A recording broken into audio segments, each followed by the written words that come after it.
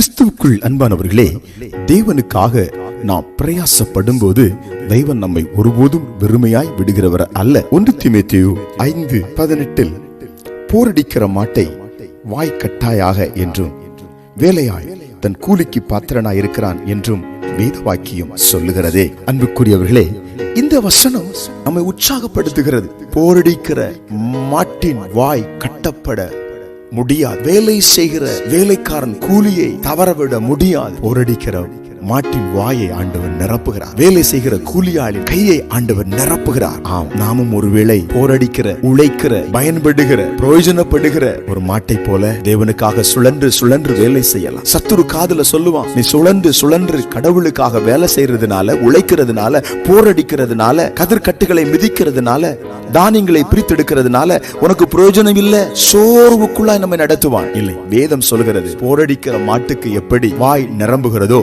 கர்த்தருக்காய் உழைக்கிற உங்களுடைய வாழ்க்கை நிரம்பும். ஆமென். தேவனுக்காய் வாழ்கிற உங்கள் வாழ்க்கை ஆசீர்வாதத்தால் நிரப்பப்படும். ஆமென். சோர்ந்து போகாதிருங்கள், தொடர்ந்து முன்னேறுங்கள், கர்த்தருக்காக உழையுங்கள், ஆவிக்குரிய வாழ்க்கைக்காய் எழும்பி பிரகாசியுங்கள், பலனை பெறுவீர்கள், கூலியை பெறுவீர்கள். ஜெபிப்போம். எங்கள் பரலோகத்தின் பிதாவே, இந்த காலை வேளையிலும் நாங்கள் போரடிக்கிற மாடாக உமக்காக உழைக்க, சுழன்று சுழன்று வேலை செய்ய எங்களை உம்முடைய கரங்களில் தருகிறோம். அர்ப்பணிக்கிற ஜனங்களை ஆசீர்வதிக்கிற கரத்தால் இப்பொழுது நிரப்புவதற்காய் ஸ்தோத்திரம். இயேசுவின் நாமத்தில் ஆமென்.